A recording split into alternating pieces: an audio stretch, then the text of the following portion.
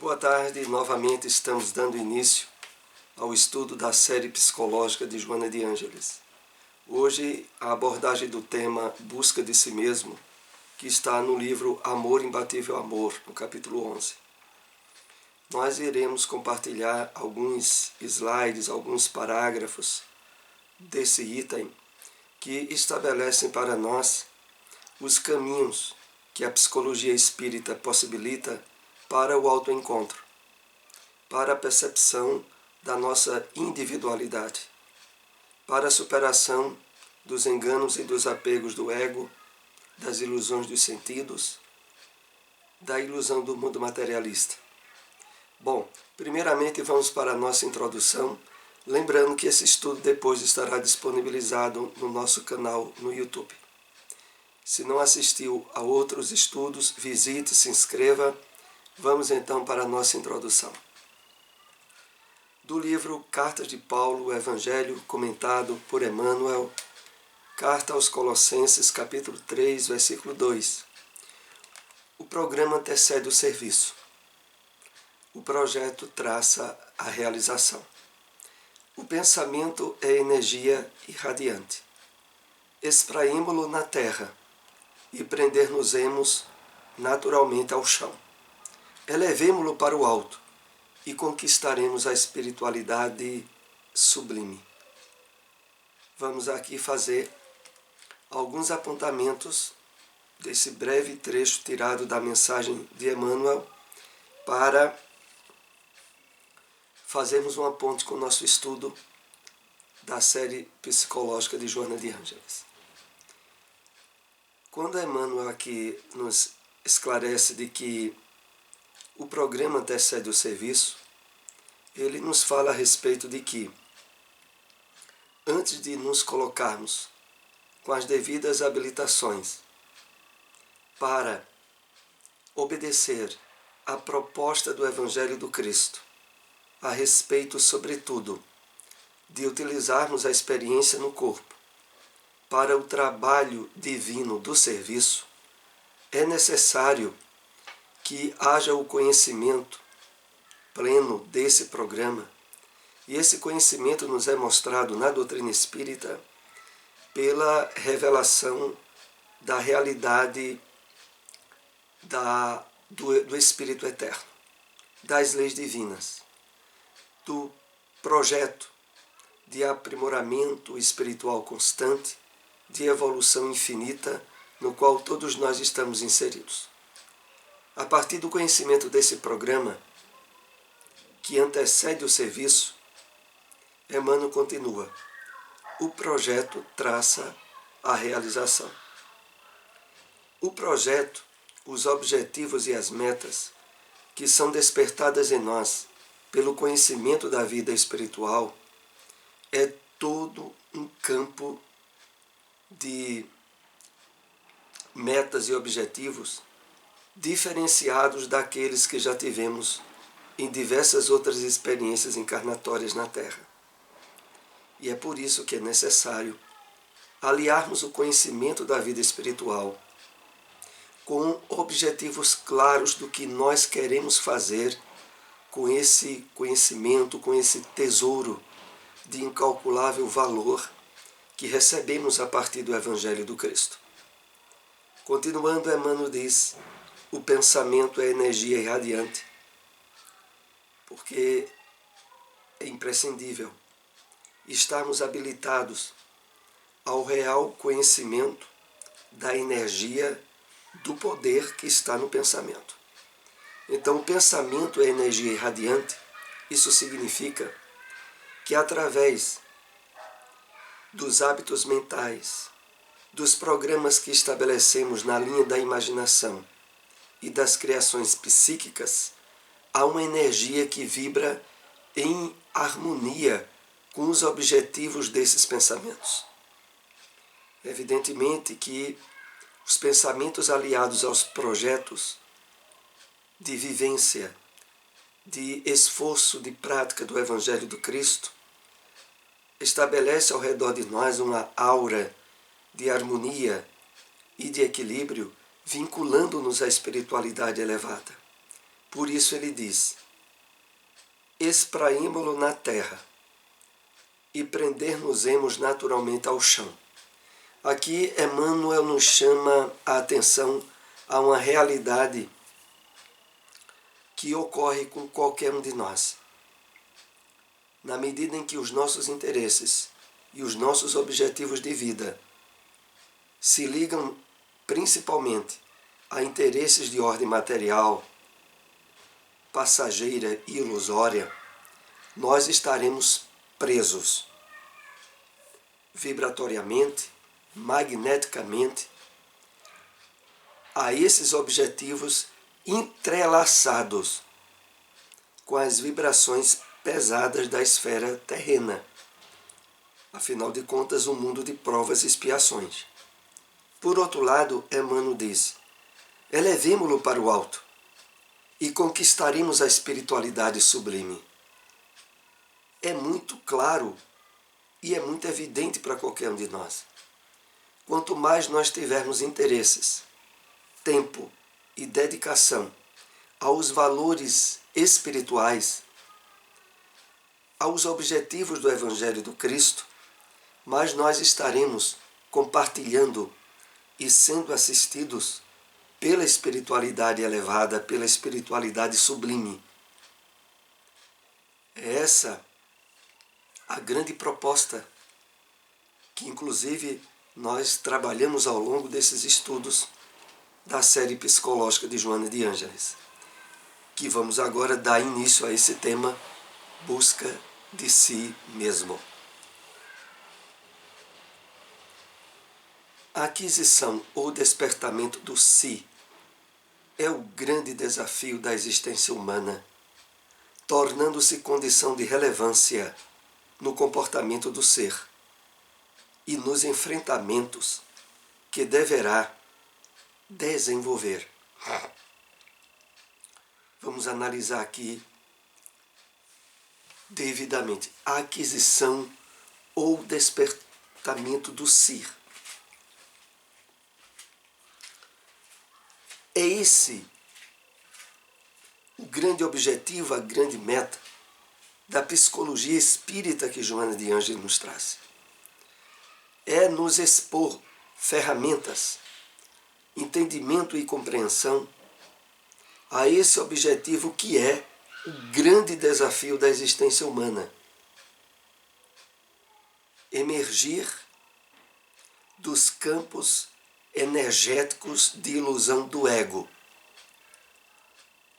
das projeções do mundo materialista, nas ilusões que a experiência humana nos facultou inúmeras vezes. Só se dá de forma definitiva e real através do despertamento do si, ou do eu profundo, ou do self. Por isso, Joana continua dizendo, tornando-se condição de relevância no comportamento do ser e nos enfrentamentos que deverá desenvolver. Essa relevância no nosso comportamento se dá porque nós perceberemos dois pontos distantes assinalados pela percepção de mundo que nós tínhamos antes de conhecer a doutrina espírita e a percepção de mundo que temos depois de conhecer a doutrina espírita. É claro que significativas diferenças devem ser percebidas por nós. E a partir daí, fechando esse slide, Joana diz, de relevância também nos enfrentamentos que deverá desenvolver. É verdade, como o apóstolo Paulo já houvera colocado em várias de suas cartas, há uma luta entre o mundo do pecado, ou o mundo dos erros, do afastamento das leis divinas, e o reino dos céus trazidos pelo Cristo. E um estão em luta contra o outro, em termos simbólicos, porque a grande bagagem de apego ao materialismo, à existência temporária, luta para não querer deixar ou permitir o despertamento do eu profundo, do si, que é a essência espiritual que nos identifica com o projeto e com o programa divino que nós trazemos inato dentro de cada um de nós. Ao longo de diversas reencarnações, estivemos tentando de 1000 modos os nossos programas pessoais, que só levaram a frustrações e desenganos. Agora, com a maturidade do senso psicológico que já trazemos, encontramos-nos com a doutrina espírita e nos propomos abrir-nos à execução agora de um novo projeto. E haverá enfrentamentos, como Joana aqui diz, porque dentro do nosso passado jazem desde vícios e comportamentos de desequilíbrio a companhias espirituais, amigos que deixamos para trás e que, na presente encarnação em que estamos, ainda não fizeram essa abertura para o despertamento espiritual. E eles se colocam, antes eram amigos, agora estão tentando-nos trazer de volta ao passado de companhia desequilibrada que tínhamos. Prossigamos. O ser real, no entanto, está oculto pelo ego, pelos condicionamentos, pelos impositivos sociais, sob a máscara da personalidade.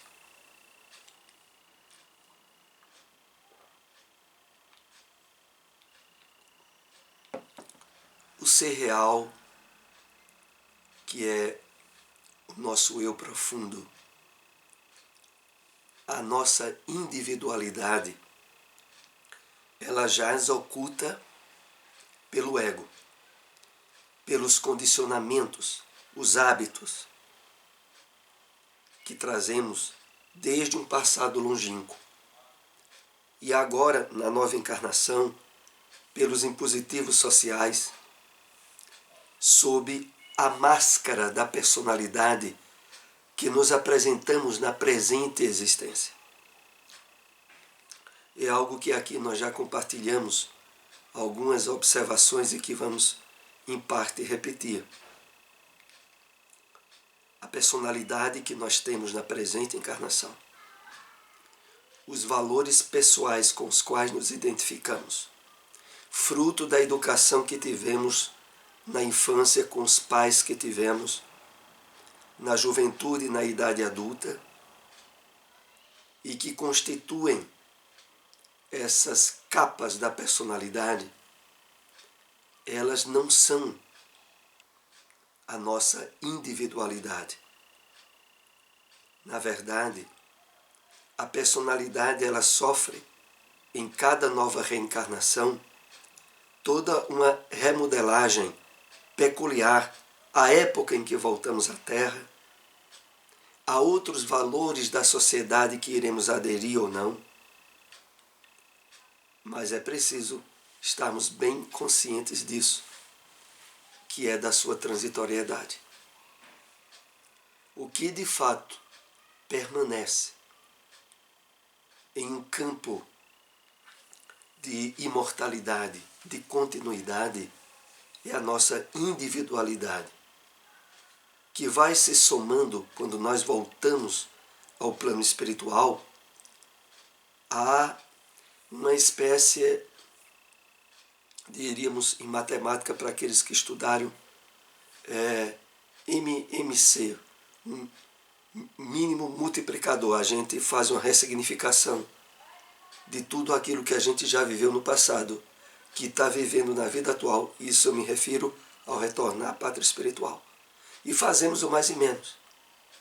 Essa é a nossa individualidade.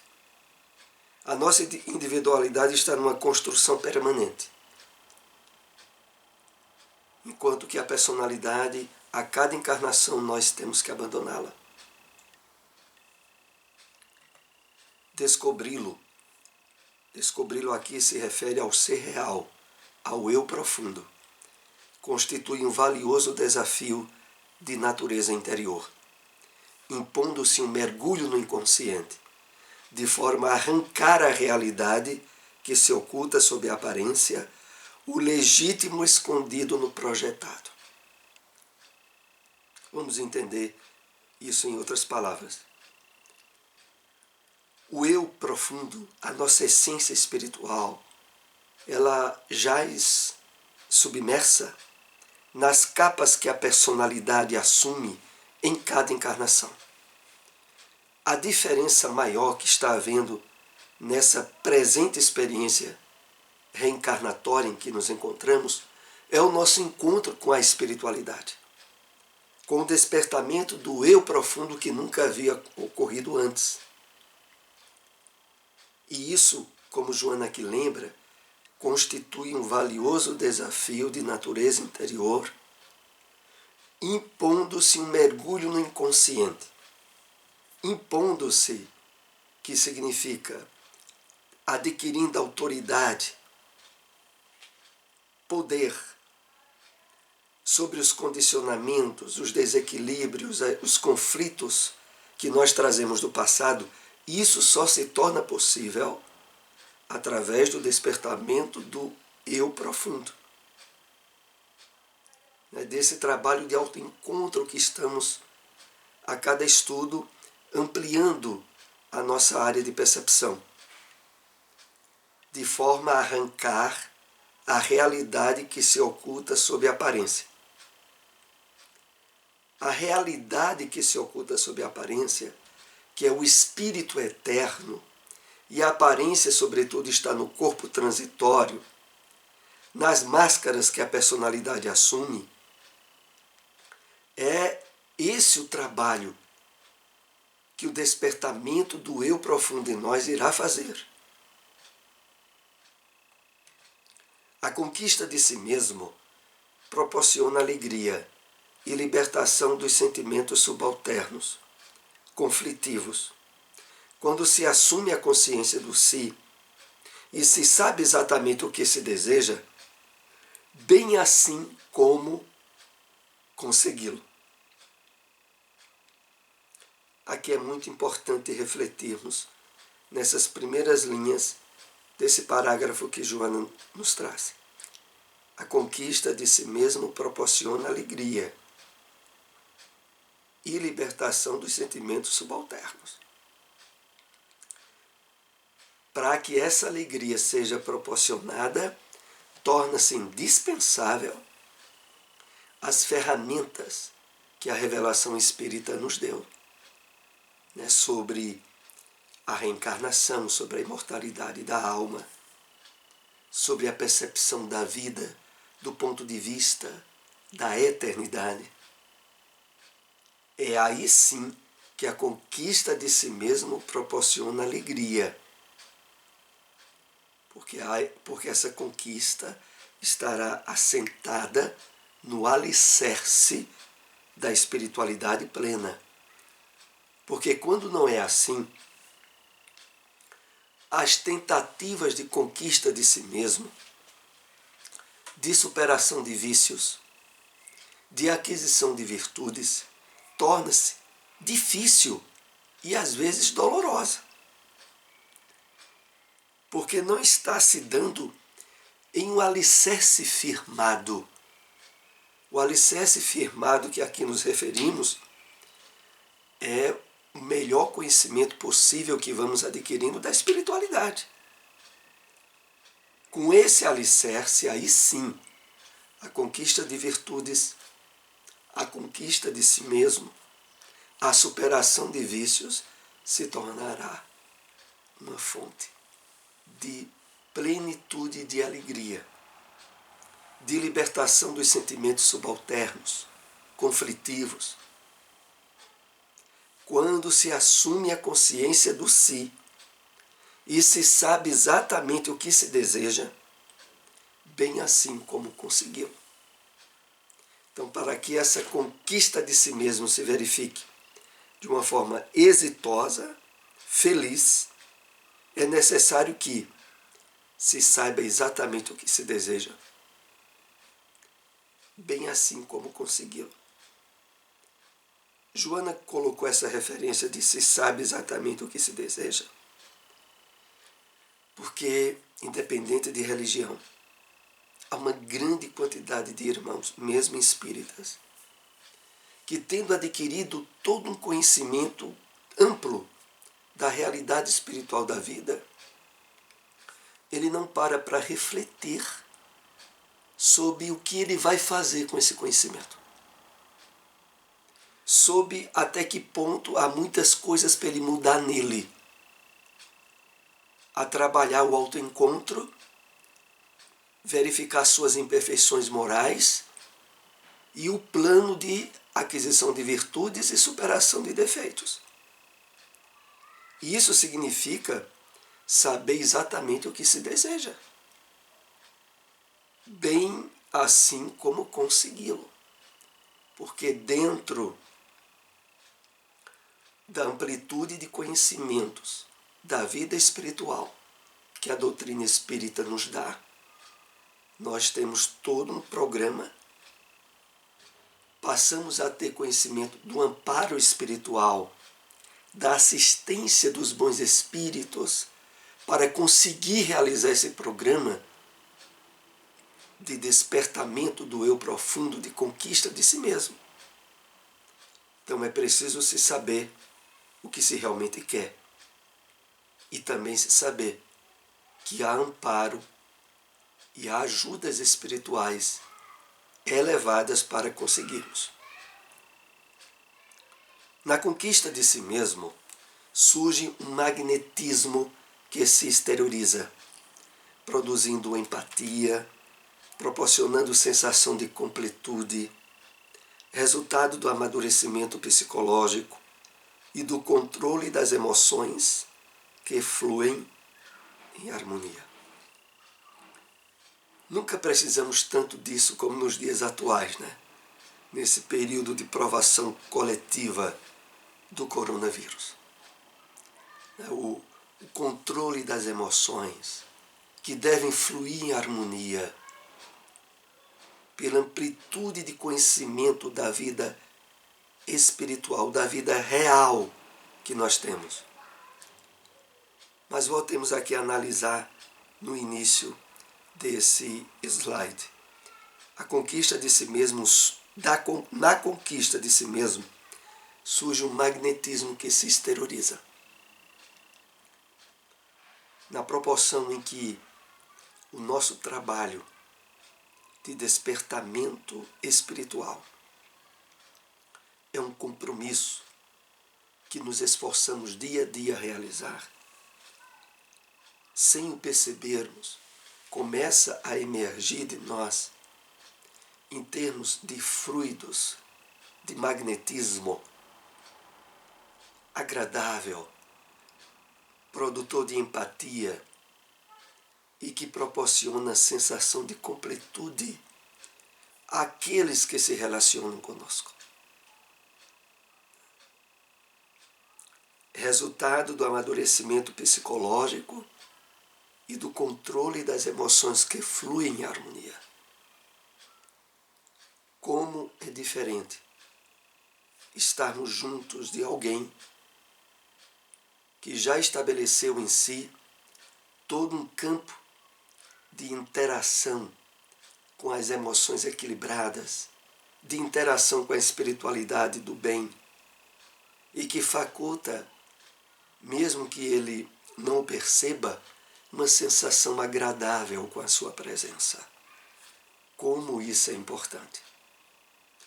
E agora, sobretudo nesse período da pandemia em que as emoções de ansiedade, de medo, de dúvida, de depressão e outras têm avasalado tantos, E nós possuímos na doutrina espírita os instrumentos e os mecanismos para manter-nos emocionalmente equilibrados.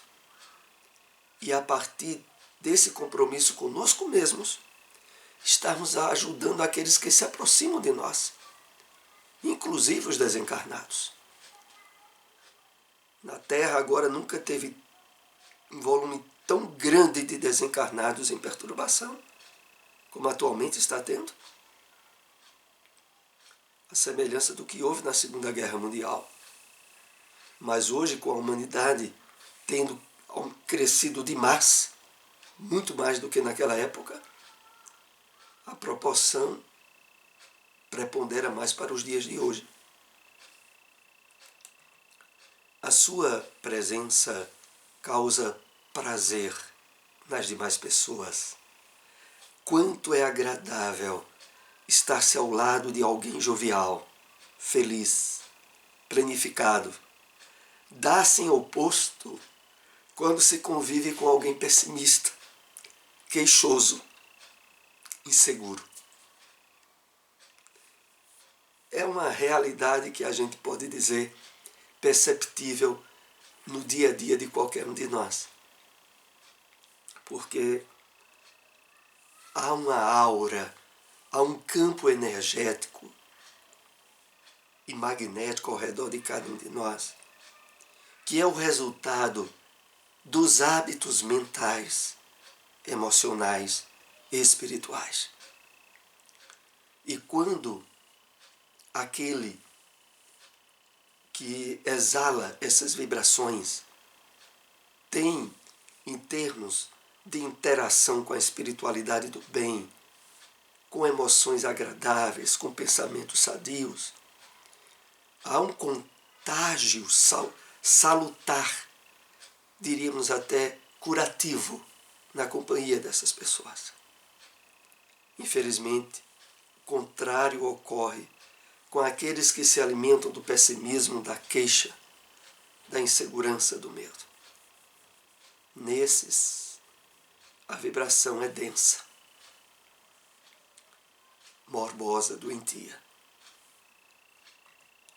A busca de si mesmo nada tem a ver com o sucesso exterior, que pode ser adquirido superficialmente, sem fazer-se acompanhar do interno, que é mais importante, porque define os rumos existenciais.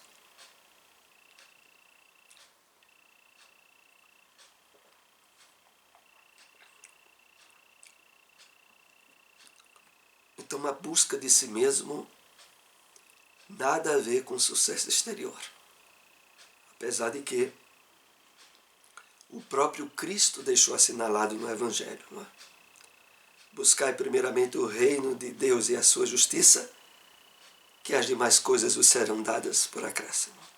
Significando que na medida em que nós estivermos interiormente, espiritualmente, equilibrados, harmonizados, as perspectivas de interação com o mundo material e com as pessoas fomentam a amplitude de possibilidades de êxito em qualquer área que a criatura atue.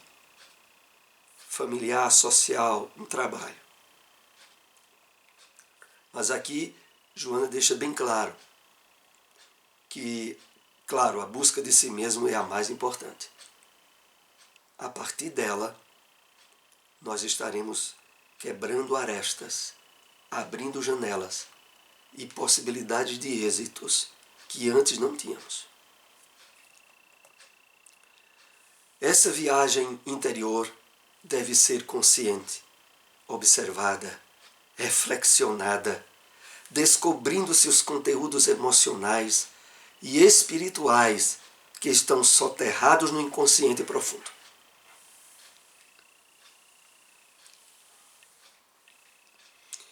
Dois pontos aqui importantes, né? O primeiro, que é focado nessas primeiras linhas, quando diz essa viagem interior da busca de si mesmo deve ser consciente, observada, reflexionada.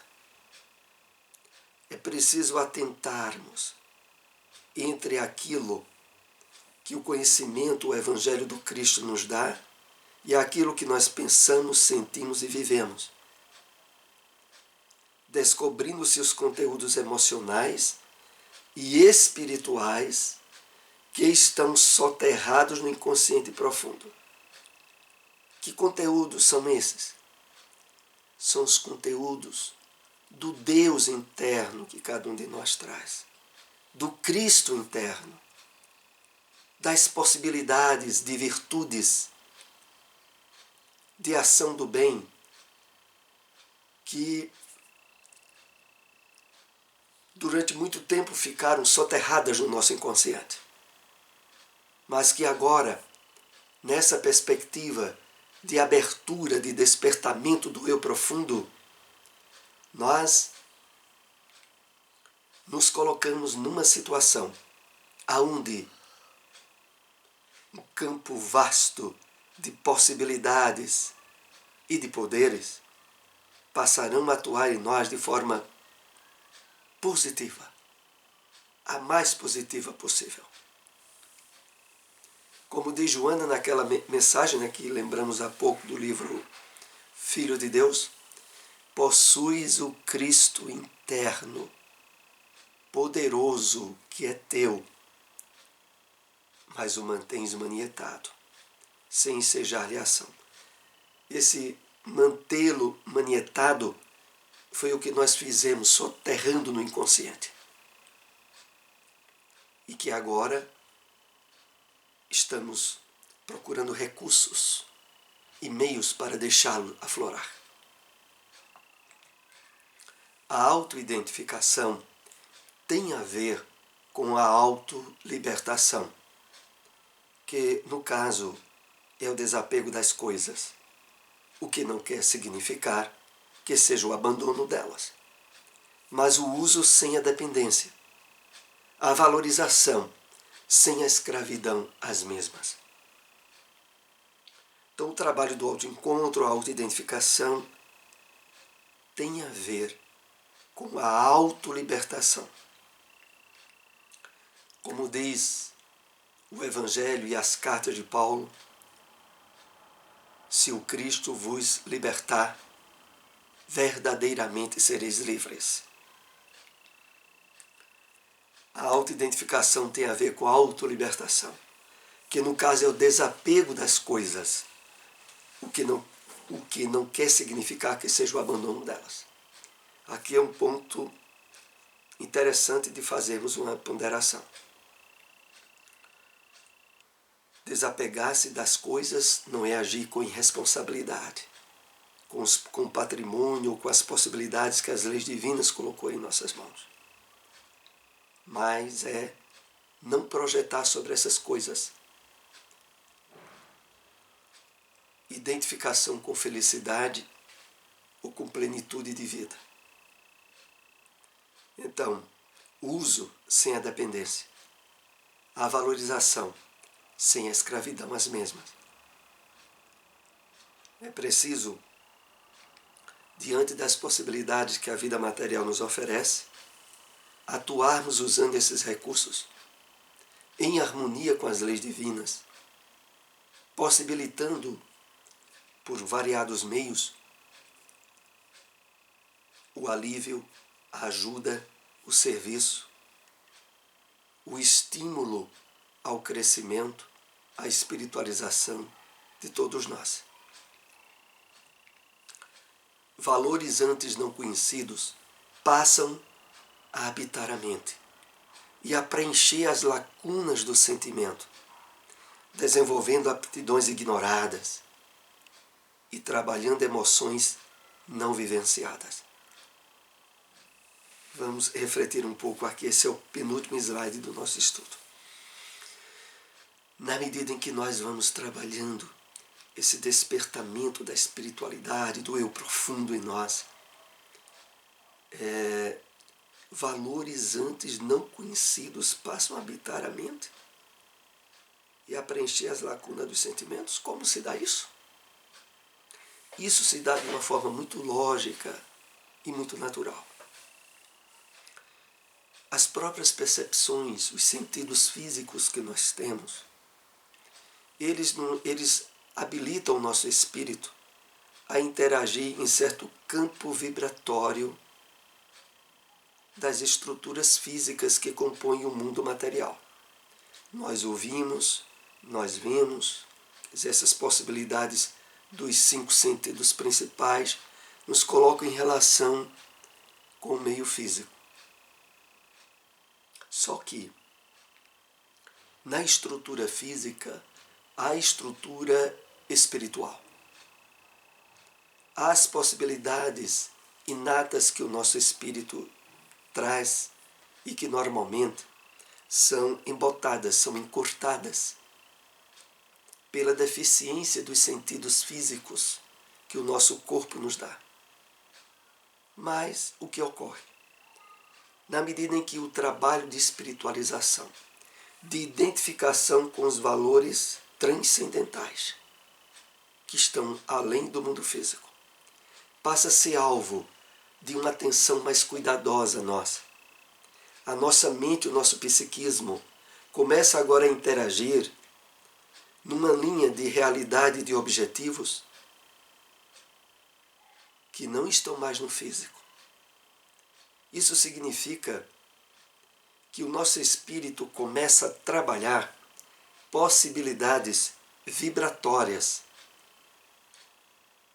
neuronais, que antes não usava, mas que agora começam a ser estimuladas pelo zelo, pelo cuidado, pelo estudo, pelo esforço de vivência da espiritualidade no nosso dia a dia. E o resultado disso é estarmos com a mente habilitada à percepção de valores que antes não estava, os valores transcendentais.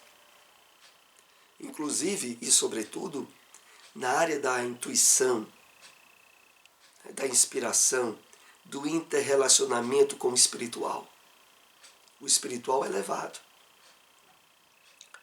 preenchendo as lacunas do sentimento. Agora, muitas vezes, nós podemos nos perceber um nível de sensibilidade a uma dificuldade ou a um problema de alguém que antes nós não tínhamos. Mas por estarmos em um contato mais constante com os espíritos benfeitores, o nosso sentimento agora começa a ser mais afinado. A gente começa então a perceber certas sutilezas que antes nós não percebíamos, desenvolvendo aptidões ignoradas e trabalhando emoções não vivenciadas. É o resultado. Muitas vezes irão se ampliar aquelas sensações em que, sem que nada de material tenha nos acontecido, passa-nos aquela sensação de brisa suave, de bem-estar, que é o resultado de emoções sutis que antes possivelmente não sentíamos. Ocorre nessa fase um peculiar insight. E essa iluminação norteia a conduta, que se assinala pela harmonia e confiança em si mesmo, trabalhando pelo crescimento intelecto-moral. Então aqui Joana nos lembra o resultado natural que vai ocorrendo. Esse chamado peculiar insight é as possibilidades que irão se ampliar em nós de, ao enfrentar determinadas dificuldades ou problemas que antes passavam muito tempo a encontrar uma solução, soluções agora começam a surgir de forma inesperada e rápida. E essa iluminação norteia a conduta, que se assinala pela harmonia e confiança em si mesmo. Harmonia e confiança em nós mesmos. Como precisamos disso cada vez mais? É o resultado desse esforço de trabalho, de busca do eu profundo de si mesmo, trabalhando pelo crescimento intelecto-moral. que é o resultado natural. Último slide do nosso estudo dessa tarde. A autoconquista da identidade é também vitória da vida imperecível, da realidade que se é, da investidura transitória em que se transita.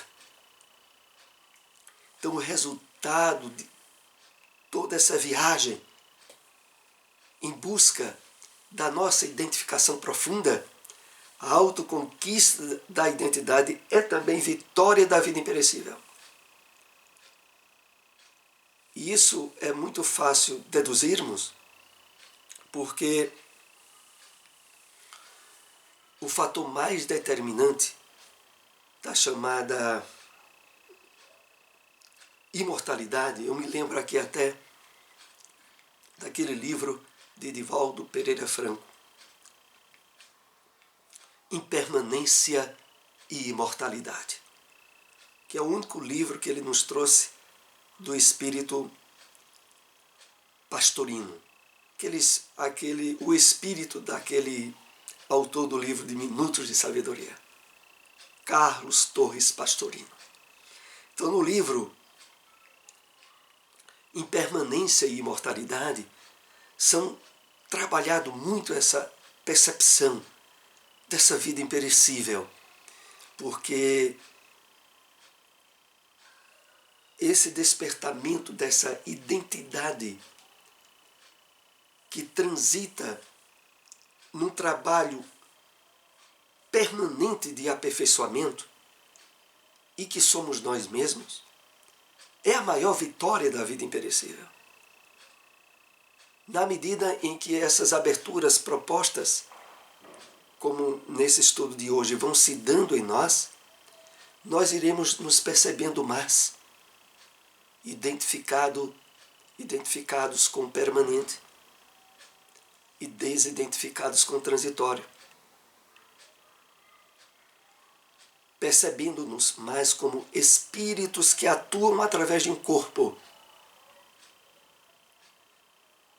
em parceria, em inúmeras situações, com a espiritualidade benfeitora. Assim, concluímos esse tema. Na próxima semana, deveremos ter o tema autoconfiança e autorrenovação. Até o próximo estudo. Agradeço muito àqueles que possam compartilhar essas informações. Uma boa tarde a todos.